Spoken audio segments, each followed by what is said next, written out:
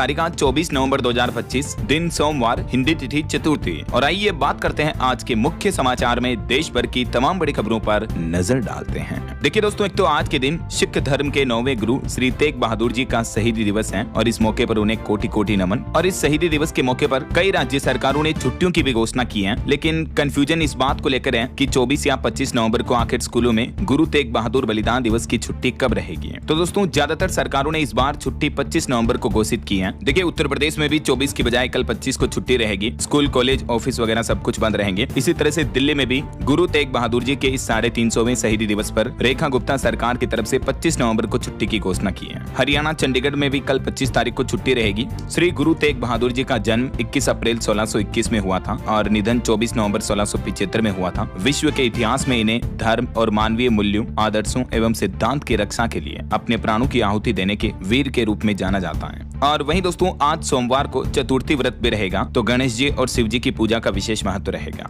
चलिए आगे बढ़ते हैं अब अपन खबरों में। देखिए, बड़ी खबर, फ्रांस की तरफ से पाकिस्तान को करारा तमाचा मारा गया। जब भारत पाकिस्तान के बीच युद्ध हुआ था, तब ऑपरेशन सिंदूर पर पाकिस्तान ने जो झूठ बोला था उसका पर्दाफाश किया है फ्रांस ने। पाकिस्तान के लिए कहा कि झूठी राफेल की कहानी बताई थी पाकिस्तान ने दुनिया को। देखिए, फ्रांसीसी सेना बोली कि पाकिस्तानी पत्रकार ने फेक न्यूज फैलाई, हमने राफेल गिराने की बात नहीं कही। गलत तरीके से पेश किया गया एक अफसर का बयान। इतना ही नहीं, पाकिस्तान को एक बार फिर से देश के रक्षा मंत्री राजनाथ सिंह ने भी हिदायत दी और वो बोले कि बहुत जल्द सीमाएं बदल जाएगी, भारत को वापस मिलेगा सिंध। राजनाथ सिंह ने विश्वास जताया कि सिंध एक बार फिर से भारत का हिस्सा बनेगा। दिल्ली में सिंधी सम्मेलन को संबोधित करते हुए रक्षा मंत्री ने कहा कि बॉर्डर कब बदल जाए कोई नहीं जानता। आज सिंध भारत से अलग है और कल वापस इसी में मिल जाएगा। इतना ही नहीं, देखिए आप, महाराष्ट्र के मुख्यमंत्री देवेंद्र फडणवीस ने भी पाकिस्तान को सख्त हिदायत देते हुए कहा कि पाकिस्तान भारत को हरा नहीं सकता, इसीलिए पहलगाम हमला किया और इसीलिए दिल्ली ब्लास्ट किया। 26/11 के बाद ऑपरेशन सिंदूर होता तो हिम्मत नहीं करता। और देश के आर्मी चीफ ने भी कहा कि ऑपरेशन सिंदूर एक भरोसेमंद ऑर्केस्ट्रा जैसा था, हर म्यूजिशियन ने भूमिका निभाई। 22 मिनट में सेना ने 9 आतंकी ठिकाने तबाह किए। और देखिए, लेफ्टिनेंट जनरल मनोज कटियार ने भी दुश्मन देश पाकिस्तान को सख्त चेतावनी देते हुए कहा कि आगे भी अगर पाकिस्तान ने गलती की तो ऑपरेशन सिंदूर से भी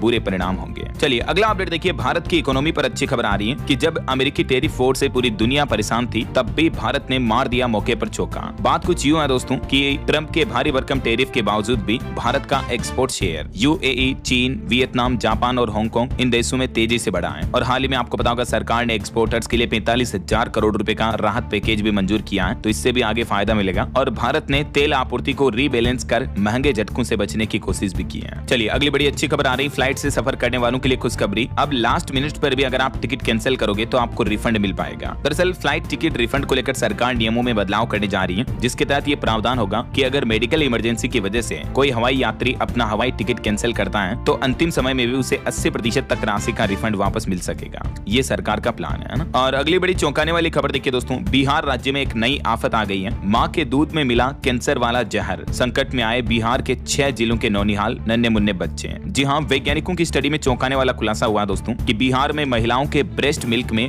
यूरेनियम पाया गया, जो कि इस तरह का घातक रसायन है जिससे हमारे शरीर में कैंसर भी हो सकता है। बिहार के 6 जिलों में 40 इस तरह के केस मिले। यूरेनियम की वजह से बच्चों की हड्डियां नहीं बढ़ती हैं और कैंसर तक का खतरा पैदा हो जाता है। यूरेनियम U-238 का खतरनाक स्तर पाया गया बिहार की स्तनपान यानी दूध पिलाने वाली माताओं बहनों के मिल्क में। और ये खुलासा नेचर जर्नल में प्रकाशित एक स्टडी में हुआ है। और ऐसे में आपके मन में भी एक सबसे बड़ा सवाल आ रहा होगा कि आखिर माताओं के दूध में यूरेनियम पहुंचा कहां से, राइट, जो कि नवजात बच्चों के लिए तो खतरनाक है ही। बिहार के कटिहार और खगड़िया में इसका स्तर सबसे ज्यादा पाया गया। तो ये जो महिलाओं के दूध में पहुंचा, ये पानी के जरिए पहुंचा है। वैसे यूरेनियम एक प्राकृतिक रूप से पाया जाने वाला रेडियोधर्मी तत्व है। तो एक्चुअली बिहार में कुछ जिलों में भूजल प्रदूषण की समस्या हो रही है और भूमि के जल में ही ये यूरेनियम पाया गया है। बिहार के कौन कौन से जिले जिसमें शामिल हैं भोजपुर, समस्तीपुर, बेगूसराय, खगड़िया, कटिहार और नालंदा। इन जिलों में भूजल में यूरेनियम की बहुत ज्यादा समस्या देखने को मिल रही है। तो यहाँ का जो महिलाएं पानी पीती हैं, उन महिलाओं के दूध में भी देखिए आप यूरेनियम आ रहा है। ये बिहार के मानचित्र में आप देख सकते हैं, जो पिंक पिंक कलर के जिले आप देख पाओगे, यहाँ यूरेनियम प्रदूषित जल की समस्या बहुत ज्यादा ही है। तो जरूर सरकार को यहाँ भूजल प्रदूषण के उपाय करने चाहिए।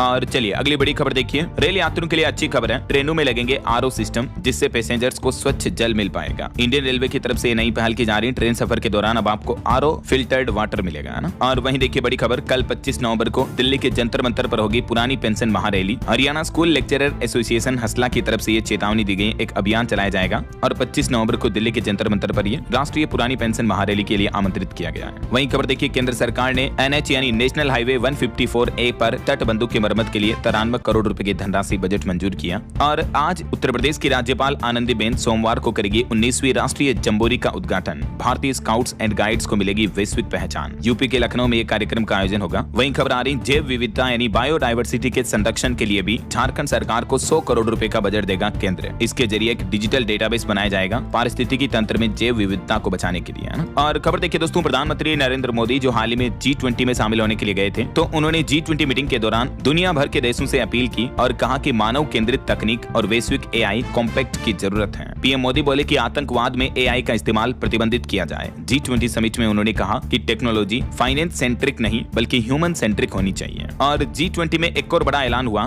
भारत, ऑस्ट्रेलिया और कनाडा की ACITI पार्टनरशिप भी लॉन्च हुई है और ये भारत की वैश्विक साझेदारी, वैश्विक रणनीति में एक बड़ी जीत है। वहीं G20 समिट में पीएम मोदी ने नीदरलैंड समेत दुनिया के कई देशों के नेताओं से अहम बातचीत की, व्यापार और तकनीक सहयोग पर भी जोर दिया।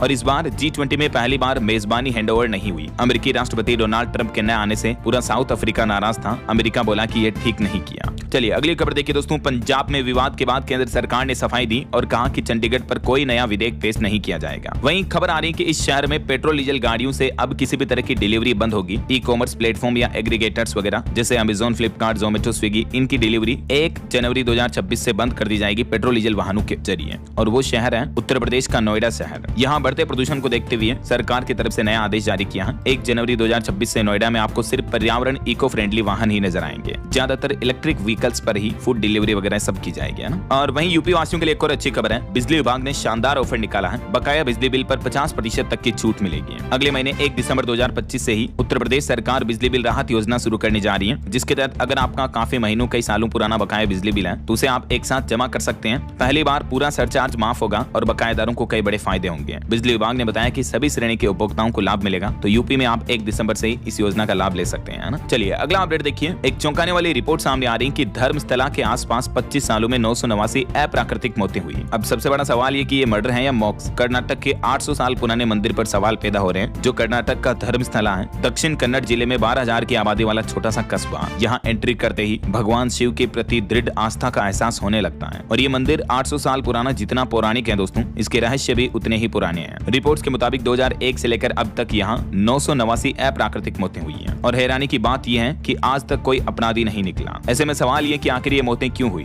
तो इसकी पड़ताल के लिए कई मीडिया रिपोर्ट्स भी अपनी जांच टीम भेजे हैं और उम्मीद है कि सरकार भी अब जांच करवाएगी। और एक दुखद खबर देखिए दोस्तों, उत्तराखंड का जवान जम्मू के पुंछ में शहीद हो गया। LOC पर ड्यूटी के दौरान लगी गोली। 10 दिन पहले ही घर से लौटे थे ये। उत्तराखंड के अग्निवीर दीपक सिंह। धरती माँ के इस लाल को कोटि कोटि नमन। और दुबई में जो एयर शो के दौरान तेजस विमान क्रैश में जान गंवाने वाले विंग कमांडर को भी अंतिम विदाई दी गई। हिमाचल में उनका अंतिम संस्कार हुआ। पायलट पत्नी ने वर्दी में आखिरी सैल्यूट किया उनको। ये देख सकते हैं, बड़ी ही भावुक कर देने वाली तस्वीरें। चलिए अगला अपडेट देखिए दोस्तों, हरियाणा सरकार ने एक बड़ा फैसला लिया। हरियाणा में बिजनेस आवर्स 1 घंटा बढ़ा दिया है। ओवर टाइम भी 106 घंटे बढ़ाया गया। बड़ी कंपनियों में नियुक्ति पत्र और पहचान पत्र भी जरूरी होगा। जी हाँ, दरअसल हरियाणा सरकार ने भी नए श्रम कानून की ही तरह shops and commercial establishment act 1958 में संशोधन किया है। और इस संशोधन के साथ ही प्रदेश में बिजनेस आवर्स 9 से बढ़ाकर 10 घंटे कर दिए गए हैं। और कर्मचारियों को हर तिमाही मिलने वाले ओवर टाइम में भी बढ़ोतरी की गई है। ये देखिए सरकार ने इस एक्ट में क्या क्या संशोधन किया है। 3 अहम बदलाव किए गए, बिजनेस आवर्स, ओवर टाइम और रजिस्ट्रेशन डॉक्यूमेंट वगैरह को लेकर, है ना। अब कितने घंटे बढ़ाए गए और ओवर टाइम वगैरह को लेकर ये फैसलों की डिटेल भी आप देख सकते हैं स्क्रीन पर। चलिए अगला अपडेट देखिए, आज 24 नवंबर को सुप्रीम कोर्ट में नए जस्टिस सूर्यकांत 53वें CJI के रूप में शपथ लेंगे। और इससे पहले उन्होंने संकेत दिए मीडिया को कि 1 दिसंबर को वो देश को सरप्राइज करेंगे। अगले महीने से उनका प्लान है। उन्होंने कहा कि 1 दिसंबर से ही देश भर में केस लिस्टिंग का नया सिस्टम लागू होगा। जस्टिस सूर्यकांत बोले कि मेरा फोकस अदालतों में पेंडिंग केसों की संख्या कम करना है। तो शपथ ग्रहण से पहले ही वो अपने नए एनर्जेटिक एक प्लान के साथ आ रहे हैं। मैनी कांग्रेट्स जस्टिस सूर्यकांत जी को। और वहीं दोस्तों सुप्रीम कोर्ट के पूर्व सीजेआई BR गवई भी बोले कि सरकार के खिलाफ फैसला देना स्वतंत्रता नहीं है, न्यायपालिका में कोलेजियम सिस्टम जरूरी है, गवर्नर और राष्ट्रपति पर समय सीमा नहीं लगा सकते हैं। अपने कार्यकाल के अंतिम दिन उन्होंने ये बयान दिया। और खबर देखिए, भाजपा ने कहा कि मदनी मुसलमानों को गुमराह कर फायदा उठाता है। मौलाना ने कहा था हम लंदन न्यूयॉर्क में मेयर बन सकते हैं, भारत में चांसलर नहीं है। जमीयत उलेमा ए हिंद के अध्यक्ष मौलाना अरशद मदनी के इस बयान पर बीजेपी ने आपत्ति जताई है और उनके आरोपों को गलत बताया है। और दिल्ली ब्लास्ट मामले से जुड़े कुछ बड़े अपडेट देखिए दोस्तों। दिल्ली में फ्लैट से 262 करोड़ का 328 किलो ड्रग्स और जब्त किया गया। इंटरनेशनल कार्टेल का भंडाफोड़ करने पर गृह मंत्री ने भी जांच एजेंसियों की सराहना की। 262 करोड़ रुपए की ड्रग तस्करी मामले में 2 लोगों को गिरफ्तार भी कर लिया गया। वहीं दिल्ली में इंडिया गेट पर प्रदूषण के खिलाफ प्रदर्शन करते हुए भी पेपर स्प्रे के इस्तेमाल से 4 पुलिसकर्मी घायल हो गए। बीते दिन रविवार को एक बार फिर से युवाओं ने राजधानी में बढ़ते प्रदूषण को लेकर विरोध प्रदर्शन किया। और दिल्ली ब्लास्ट की जांच में भी एक बड़ा खुलासा सामने आ रहा कि उमर जमात से 40 लाख मिले थे। हिसाब गड़बड़ हुआ तो उमर मुजम्मिल झगड़े। पुलिस ने फरीदाबाद में मस्जिद, घर, होटल, गोदाम भी खंगाले। और वहीं इधर अल फलाह यूनिवर्सिटी की VC यानी वाइस चांसलर और स्टूडेंट्स के बीच तीखी नोकझोंक देखने को मिली। स्टूडेंट बोले कि यूनिवर्सिटी का नाम बदलें, बदनामी हो रही है। आतंकी मॉड्यूल का अड्डा बन चुकी है ये यूनिवर्सिटी। और वहीं देखिए दोस्तों, उत्तराखंड के अल्मोड़ा में भी स्कूल के पास 20 किलो विस्फोटक बरामद हुआ। बच्चों ने देखा, फिर टीचर और पुलिस को बताया। आसपास के इलाकों में तलाशी जारी है। हो सकता है यहाँ भी किसी तरह की भयंकर साजिश रची जा रही हो, लेकिन गनीमत रही कि किसी बड़े नुकसान से पहले पता चल गया है ना। चलिए अगला अपडेट देखिए। बिहार की राजनीति से जुड़ी बड़ी खबर आ रही है कि नीतीश कुमार का समर्थन करेगी AIMIM। खुद मुस्लिम नेता असुद्दीन ओवैसी ने यह ऐलान किया है। उन्होंने कहा कि हम नीतीश की सरकार को समर्थन देने के लिए तैयार हैं। किशनगंज में वो बोले कि सीमांचल को न्याय मिले तो हम बाहर से समर्थन देंगे। और वहीं दोस्तों, चुनाव आयोग के SIR अभियान पर भी एक चौंकाने वाली रिपोर्ट सामने आ रही है कि बीते 19 दिन में देश के 6 राज्यों में 15 BLO की मौत हो गई।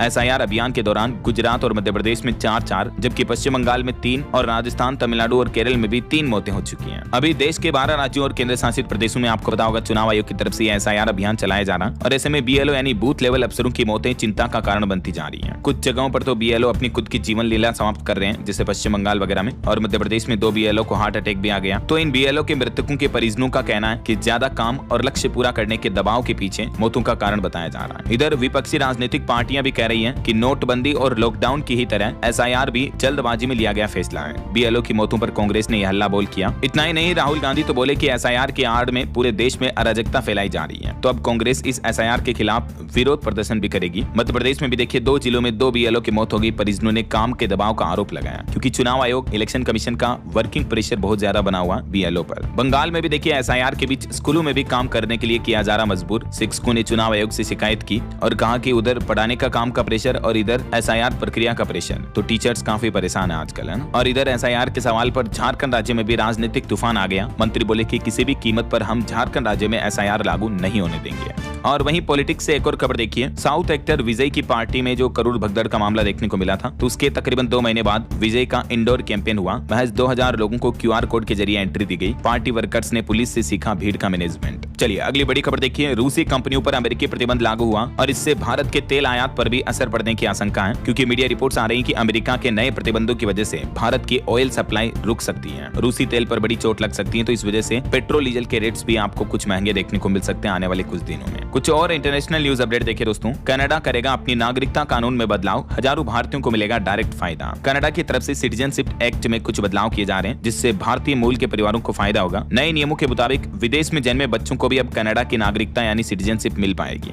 यदि उनके माता पिता कुछ समय तक कनाडा में रहे हो तो। सब्सटेंशियल कनेक्शन टेस्ट के तहत माता पिता को बच्चे के जन्म से पहले लगभग 3 साल कनाडा में रहना होगा। 2026 से ही कनाडा सरकार ये नियम में बदलाव करने की प्लानिंग कर रही है। और वहीं खबर देखिए, वैश्विक नेताओं की सटीक प्रोफाइल तैयार कर रहा भारत। माइक्रो एक्सप्रेशन की भी रिकॉर्डिंग होगी। विदेश मंत्रालय लीडरशिप एनालिसिस फ्रेमवर्क की तैयारी में जुटा। वहीं देखिए, बांग्लादेश ने एक बार फिर से शेख हसीना को भेजने की मांग की भारत से। 1 साल में तीसरी बार चिट्ठी लिखी, लेकिन अब तक भारत ने कोई जवाब नहीं दिया है। और खबर आ रही, पाकिस्तानी एयरलाइन का एक और स्टाफ भी कनाडा में गायब हो गया। पहले तबीयत खराब का बहाना किया, फिर फोन स्विच ऑफ मिला। 3 साल में 15 अटेंडेंट लापता हुए हैं। और खबर है, पूर्व नेपाली PM ओली खुद की आर्मी बनाएंगे। उन्होंने कहा कि देश में सुरक्षा व्यवस्था फेल है, सरकार पर उन्हें भरोसा नहीं है। वहीं वेनेजुएला वेनेजुएला में भी तख्ता पलट करा सकता है अमेरिका, सीक्रेट ऑपरेशन की तैयारी की जा रही है। इलाके में घेराबंदी कर रहा, टकराव की आशंका भी बढ़ी। और ब्रिटेन में बेहद अमीर लोगों पर कर बढ़ोतरी यानी टैक्स बढ़ाने की आशंका के चलते लंदन छोड़कर दुबई शिफ्ट होंगे लक्ष्मी निवास मित्तल, जो कि भारतवंशी उद्योगपति हैं। वहीं खबर है अमेरिकी कंपनियों ने 6G स्पेक्ट्रम आवंटन पर भी विरोध जताया। भारत की दूरसंचार कंपनियों का संयुक्त रूप से विरोध किया अमेरिका ने 6G स्पेक्ट्रम को लेकर, देख सकते हैं आप डिटेल। वहीं खबर है इजराइल ने लेबनान के बेरूत पर हमला किया, हिजबुल्लाह के चीफ ऑफ स्टाफ को निशाना बनाया। तो ये कुछ इंटरनेशनल न्यूज अपडेट्स चल रहे हैं। बहरहाल अभी तो अपन कुछ और महत्वपूर्ण और काम की खबरें देखेंगे दोस्तों, लेकिन फिलहाल वक्त तो चला है आज के ताजा मौसम समाचार जानने का। मौसम अपडेट में तो देखिए दोस्तों, उत्तर भारत में अब नवंबर महीने में सर्दी थोड़ी फीकी पड़ने लगी है। अब ठंड नहीं बढ़ेगी, ज्यादा कोहरा भी नहीं छाएगा, लेकिन बंगाल की खाड़ी में चक्रवात के खतरे के चलते दक्षिण भारत के कुछ राज्यों में बारिश की चेतावनी है। कुछ अलग अलग राज्यों के मौसम की स्थितियां देखिए आप। मध्य प्रदेश के 7 शहरों में तापमान 10 डिग्री से भी नीचे चल रहा है। राजस्थान में भी हवा जहरीली हुई है। 4 शहरों में 300 से ज्यादा AQI पहुंच चुका है। बिहार में घना कोहरा छाया हुआ है। 10 ट्रेनें भी लेट हुई इस कोहरे की वजह से। और मध्य प्रदेश में तो अगले 5 दिन शीतलहर से राहत मिलेगी, हालांकि कोहरा छाया रहेगा। भोपाल में 15 दिन चली कोल्ड वेव, पचमढ़ी में पारा 6 डिग्री तक पहुंचा। राजस्थान में पोल्यूशन की स्थितियां कितनी गंभीर हो रही देखिए आप। 8 शहरों में सांस लेना भी मुश्किल हो रहा है। AQI लेवल 300 के पार पहुंचा। जयपुर, कोटा, भिवाड़ी समेत राजस्थान के भी कई शहर रेड जोन में पहुंच चुके हैं। हालांकि बीते 1-2 दिन में राजस्थान में ठंड में थोड़ी गिरावट देखने को मिली है, लेकिन धुंध स्मॉग की वजह से प्रदूषण काफी बढ़ने लगा है। 10 शहरों में तो सोचिए जरा, सांस लेना भी मुश्किल हो रहा। बिल्कुल राजधानी दिल्ली जैसे हालात हो रहे हैं, क्योंकि दिल्ली वासी तो पूरा जहरीली हवा में ही सांस ले रहे हैं। और मौसम विभाग ने चेतावनी में कहा कि अगले 2 दिन तो और भी राजधानी पर भारी रहेंगे। दिल्ली में तो कई जगहों का AQI 400 के पार चल रहा है। NCR में गाजियाबाद सबसे प्रदूषित इलाका चल रहा है। प्रदूषण को लेकर देखिए, बॉलीवुड एक्ट्रेस कृति सेनन से सवाल किया तो उन्होंने कहा कि बोलने से कोई फायदा नहीं है, ये लगातार बद से बदतर होता जा रहा है। और इतने बढ़ते प्रदूषण के हालातों के बाद कल दिल्ली में कई नए नियम भी लागू किए। मैंने आपको बताया था कि अब AQI 200 से ज्यादा होने पर ऑफिस टाइम बदलेगा। 400 प्लस AQI पर 50% कर्मचारियों को वर्क फ्रॉम होम करवाया जाएगा। स्कूलों में खेल एक्टिविटीज वगैरह नहीं होगी। तो ये तो प्रदूषण की स्थितियां चल रही हैं। और अपन मौसम समाचारों की बात कर रहे थे, कुछ और राज्यों की स्थितियां देखिए आप। पंजाब, चंडीगढ़ में अब रातें भी ठंडी होगी। 4 दिनों में 3 डिग्री तक गिरेगा तापमान, यानी ठंड और बढ़ेगी। इधर पहाड़ी राज्यों की बात करें तो उत्तराखंड में पहाड़ी इलाकों में पाला गिरा। ठंडी हवाओं ने तापमान और गिराया। 3 जिलों में कोहरा देखने को मिल रहा है, हालांकि बारिश के आसार नहीं है। हिमाचल में भी देखिए 28 नवंबर तक बारिश और बर्फबारी की चेतावनी नहीं है। ताबो अभी सबसे ठंडा इलाका चल रहा है। कई जगहों पर पारा शून्य से भी नीचे है। इधर बिहार में 2 दिनों में ठंड और बढ़ेगी। 3 डिग्री तक तापमान गिरने की चेतावनी है। और कोहरे की वजह से बिहार आने वाली 10 ट्रेनें भी लेट हुई हैं। हरियाणा में भी देखिए सुबह शाम कोहरा देखने को मिल रहा है। हिसार की रात सबसे ठंडी रही, तापमान 8.5 डिग्री तक दर्ज हुआ। और उत्तर प्रदेश में देखिए दोस्तों, एक बड़ी प्राकृतिक घटना देखने को मिली। यूपी में आसमान से गिरी बर्फ की सिल्ली। लोग बोले कि बाल बाल बच गए। जैसे कभी कभी ओले गिरते हैं ना दोस्तों, ओलावृष्टि होती है ना, वैसे ये बर्फ की सिल्ली पूरी आसमान से गिरी। जरा सोचिए आप, इसका वजन 20 से 50 किलो बताया जा रहा है। आसपास ईंट भट्टों पर काम करने वाले लोगों को पता चला तो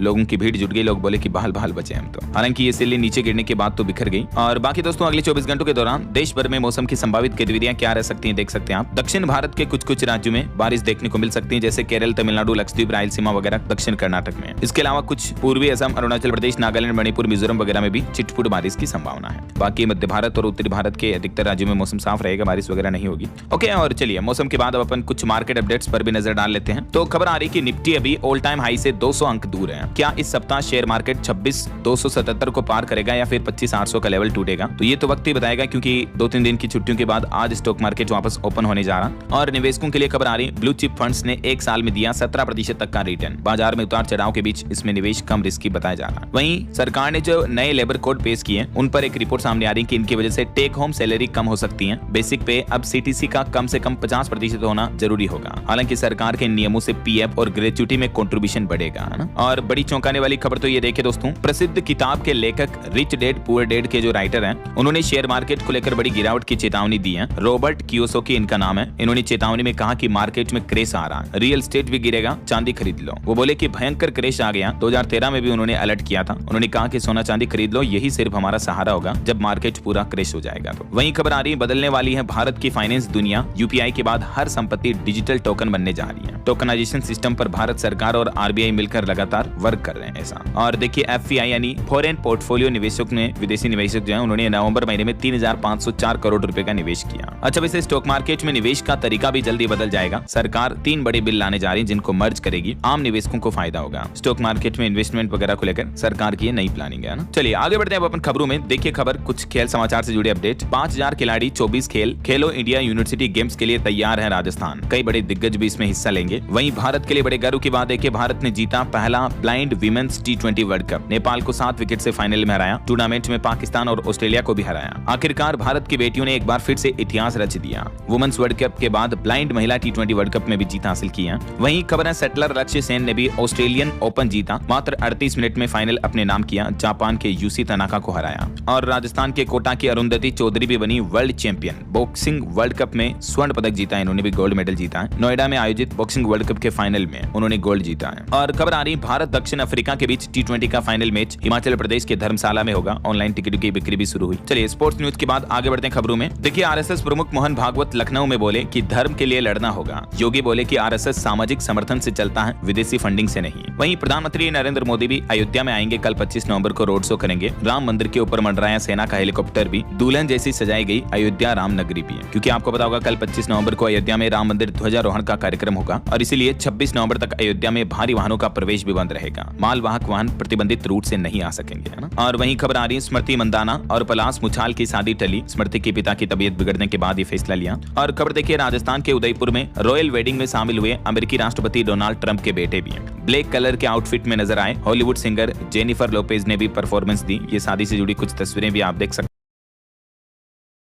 के उदयपुर के नाम एक और नया रिकॉर्ड भी बना। उदयपुर को मिला best wedding destination award. Outlook traveller award 2025 में राजस्थान फिर से चमका। चलिए दोस्तों अगली बड़ी खबर देखिए। धर्मांतरण को लेकर छत्तीसगढ़ सरकार ने कुछ नए नियम लागू कर दिए हैं। अब धर्म बदलने से 60 दिन पहले आपको सरकार को प्रशासन को जानकारी देनी होगी। शीतकालीन सत्र में गृह मंत्री इस तरह का धर्मांतरण संशोधन विधेयक पेश करेंगे। 9 राज्यों पर स्टडी करने के बाद छत्तीसगढ़ गवर्नमेंट ने इस नए विधेयक का ड्राफ्ट बनाया है। वैसे अभी पहले से ही किन किन राज्यों में धर्मांतरण अधिनियम लागू है जिसकी डिटेल आप देख सकते हैं। और यह नए कानून नए विधेयक लागू होने के बाद धर्म परिवर्तन को लेकर सरकार क्या क्या रूल्स एंड रेगुलेशंस लागू करेगी जिसकी जानकारी भी आप देख सकते हैं। और वहीं बहु विवाह को लेकर भी देखिए आप। असम राज्य के मुख्यमंत्री हेमंत विश्व शर्मा बोले कि बहु विवाह खत्म होगा, चाहे कोई भी समुदाय क्यों ना हो। उन्होंने कांग्रेस पर भी निशाना साधा। वहीं हरियाणा राज्य की महिलाओं के लिए, माताओं बहनों के लिए अच्छी खबर है। डिजिटल उद्यमी बनेगी महिलाएं। मुख्यमंत्री नायब सिंह सैनी ने लॉन्च किए 2 डिजिटल पोर्टल जिनका नाम है स्वप्ना डिजिटल ग्राम ई बाजार पोर्टल और शांजा बाजार सेल्स पोर्टल। तो इनके जरिए महिलाओं के डिजिटल सशक्तिकरण को बढ़ावा दिया जाएगा ना। अच्छा वैसे महिला वुमेन एम्पावरमेंट को लेकर एक और बड़ी अच्छी खबर देखिए। भारत चीन सीमा की रक्षा भी करेगी अब महिलाएं। ITBP 10 महिला बॉर्डर चौकी बनाएगी। हिंदुस्तान की बेटियां आखिर किसी से कम नहीं है ना। और बड़ी खबर देखिए सुप्रीम कोर्ट के आदेश के बाद TET अनिवार्यता के विरोध में शिक्षकों का दिल्ली में प्रदर्शन देखने को मिलेगा। जंतर मंतर पर धरना देंगे। आज 24 नवंबर को कई शिक्षक संघों की तरफ से ये चेतावनी दी गई है। दिल्ली NCR के पैसेंजर्स के लिए मुश्किलें बढ़ी हैं। 26 दिसंबर तक कैंसिल रहेगी करीब 4 दर्जन ट्रेनें। कोहरे वगैरह की वजह से ये ट्रेनें कैंसिल रखी जाएगी। और खबर है गुरु तेग बहादुर जी के शहीदी दिवस के मौके पर दिल्ली लाल किले पर लाइट एंड साउंड शो का आयोजन किया गया। G20 समिट में हिस्सा लेने के बाद दक्षिण अफ्रीका से वापस भारत के लिए रवाना हुए PM मोदी। मध्य प्रदेश के मुख्यमंत्री डॉक्टर मोहन यादव ने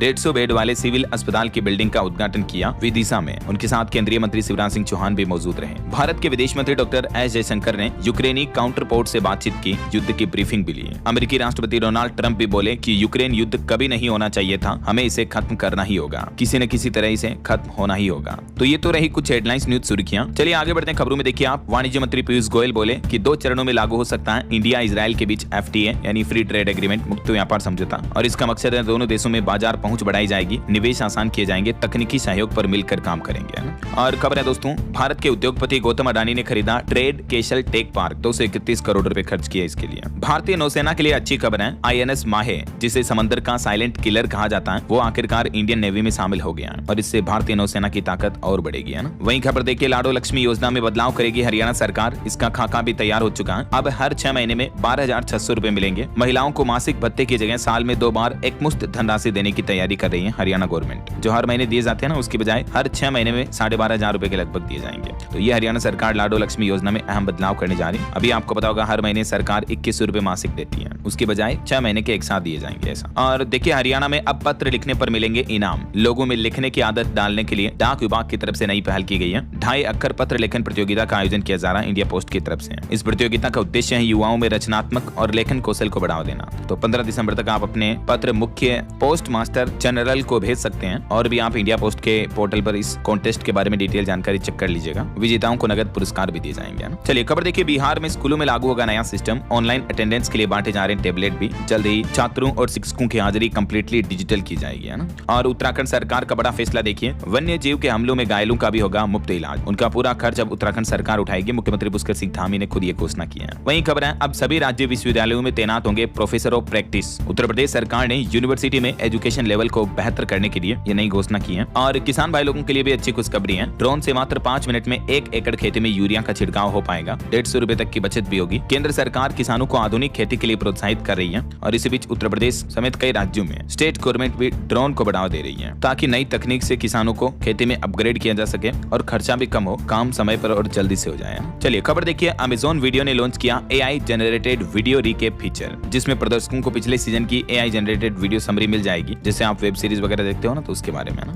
वहीं देखिए मध्य प्रदेश में एक ही दिन में 1500 से ज्यादा स्थानों पर जलाई गई पराली, फिर भी FIR नहीं हो रही है। सुप्रीम कोर्ट की सख्ती के बावजूद पराली जलाने की घटनाएं लगातार बढ़ रही हैं और इस बार तो पंजाब हरियाणा से भी ज्यादा मामले मध्य प्रदेश में देखने को मिल रहे हैं। देखिए जरा आप, इतना पोल्यूशन बढ़ रहा है, उसके बावजूद किसान भाई लोग मानते नहीं है। चलिए खबर देखिए, दिल्ली की ग्राउंड रिपोर्ट सामने आ रही है कि सड़कों पर तकरीबन 40% स्ट्रीट लाइट बंद पड़ी है। 4000 से भी ज्यादा डार्क स्पॉट हादसों और अपराध की वजह बन रहे हैं। देखिए दिल्ली सरकार की प्रशासन व्यवस्था की हकीकत बताती है कि किस तरह के हालात हैं। वहीं मध्य प्रदेश सरकार ने किसानों को तोहफा दिया, 2600 रुपए प्रति क्विंटल MSP पर होगी गेहूं की खरीदारी। मुख्यमंत्री मोहन यादव की तरफ से घोषणा की गई है। वहीं खबर है दोस्तों, रिलायंस फाउंडेशन को अवार्ड मिला। नीता अंबानी बोले कि 2036 ओलंपिक भारत का सपना है। प्रधानमंत्री नरेंद्र मोदी और कनाडा के समकक्ष मार्क कार्नी ने भी G20 में मुलाकात की और 2030 तक भारत कनाडा व्यापार को 50 अरब अमेरिकी डॉलर तक बढ़ाने पर जोर दिया। और खबर देखिए, अमेरिका, यूक्रेन और यूरोपीय अधिकारियों ने युद्ध समाप्त करने की ट्रंप की योजना पर जिनेवा में वार्तालाप की बातचीत की। और वहीं कनाडा का भी कहना है कि उचित समय पर अमेरिकी व्यापार वार्तालाप पुनः शुरू करेगा कनाडा भी। भारत के विदेश मंत्री डॉक्टर एस जयशंकर ने यूक्रेन के विदेश मंत्री आंद्रेई सिबिहा के साथ भी बातचीत की। युद्ध वगैरह को लेकर भी चर्चा हुई। वहीं देखिए, जम्मू कश्मीर की खदानें अब भरेगी देश की तिजोरी। आज से जम्मू में माइनिंग की पहली नीलामी भी शुरू होने जा रही है। जम्मू कश्मीर में आज चूना पत्थर खंडों की पहली नीलामी होगी है। और बैंक हॉलिडे पर रिपोर्ट सामने आ रही दोस्तों, अगले महीने दिसंबर में तकरीबन 18 दिन बैंक बंद रहेंगे। RBI की तरफ से बैंक हॉलिडे लिस्ट जारी की। मैं आपको डिटेल जानकारी आज दिन में DLS न्यूज चैनल पर बता दूंगा कब कब किस तारीख पर रहेंगे। कुछ और हेडलाइंस न्यूज अपडेट देखिए। UAE इस साल 2025 में दुनिया का तीसरा सबसे बड़ा मानवीय दानदाता बन जाएगा। वहीं गूगल के फाउंडर लैरी पेज दुनिया के तीसरे सबसे अमीर व्यक्ति बने, जेफ बेजोस को पीछे छोड़ा। सरकार GDP 2026 के लिए नेशनल अकाउंट्स की नई सीरीज भी जारी करेगी। इंडियन गवर्नमेंट का यह प्लान है। और वहीं देखिए, भारत में TCS और TPG दोनों कंपनियां भारत की अगली बड़ी AI और डेटा सेंटर की क्रांति बनेगी। और दोस्तों, भारत में TB उन्मूलन पर भी अच्छी खबर आ रही है कि TB के मामलों में 21% तक की गिरावट देखने को मिली, जबकि TB से मृत्यु दर में भी 25% तक की कमी हुई है। वहीं PM मोदी कल 25 नवंबर को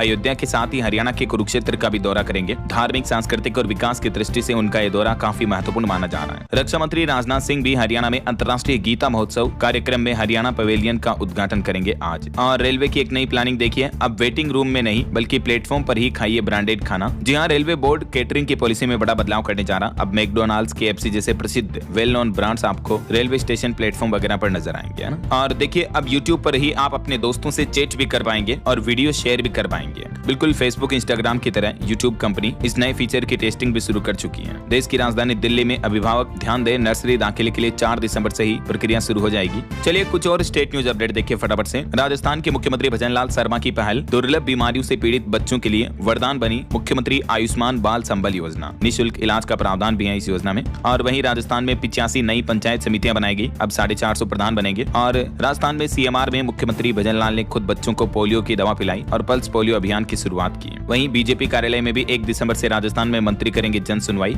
और आंध्र प्रदेश में एक बड़ी दुर्घटना हो गई। देखिए आप, मध्य प्रदेश के 4 श्रद्धालुओं की मौत हो गई। पुरी से श्रीशैलम जा रहे तीर्थयात्रियों की गाड़ी ट्रक से टकरा गई। और तेलंगाना में हिडमा के साथी समेत 37 नक्सलियों ने सरेंडर किया। वहीं 4 श्रम संहिताओं के खिलाफ 26 तारीख को प्रदर्शन करेंगे मजदूर। उत्तर प्रदेश में भी कुछ जिलों में मजदूरों ने संगठन ने घोषणा की है। और पंजाब के लुधियाना में देखिए, एक 3 मंजिला बिल्डिंग में देर रात आग लग गई। इलेक्ट्रिक दुकान से पूरी इमारत में आग फैल गई। लाखों का सामान जल गया। 6 दमकल गाड़ियां पहुंची। पंजाब लुधियाना के किताब बाजार का ये मामला है। वहीं PM मोदी से पहले केंद्रीय रक्षा मंत्री राजनाथ सिंह भी हरियाणा आएंगे। मैंने आपको बताया आज 24 नवंबर को गीता जयंती महोत्सव में शामिल होंगे वो, है ना। और पंजाब, हिमाचल के लोगों का अंबाला और दिल्ली जाना और भी आसान होगा। 1 दिसंबर से ही नया ग्रीनफील्ड हाईवे शुरू होने जा रहा, तो मोहाली के जाम से भी मुक्ति मिलेगी लोगों को। चलिए कुछ एजुकेशनल अपडेट्स देखिए दोस्तों। इस सप्ताह की कुछ टॉप गवर्नमेंट जॉब्स, जैसे यूपी पुलिस होमगार्ड की 41,000 से ज्यादा वैकेंसी है। पंजाब आंगनबाड़ी में 6,000 से ज्यादा वैकेंसी चल रही है। तो कुछ रिक्रूटमेंट्स के अपडेट्स देखते हैं फटाफट से। देखिए, एम्स कॉमन रिक्रूटमेंट एग्जामिनेशन 2025 पर 1386 पदों पर रिक्रूटमेंट है। इसमें 2 दिसंबर लास्ट डेट रहेगी। दक्षिण पूर्व रेलवे में भर्ती चल रही है। 17 दिसंबर लास्ट डेट है। 1785 पोस्ट है इसमें। डायरेक्टोरेट ऑफ एजुकेशन यूपी में भी ये भर्ती निकली हुई है। 1894 पदों पर 5 दिसंबर लास्ट डेट है। ठीक है, और भी ये भर्तियों की डिटेल जानकारी साथ में दी हुई है, तो अगर आप इंटरेस्टेड हैं तो थोड़ा सा वीडियो को पॉज करके देख लिया करो। क्वालिफिकेशन, एज लिमिट, आवेदन लिंक वगैरह ना।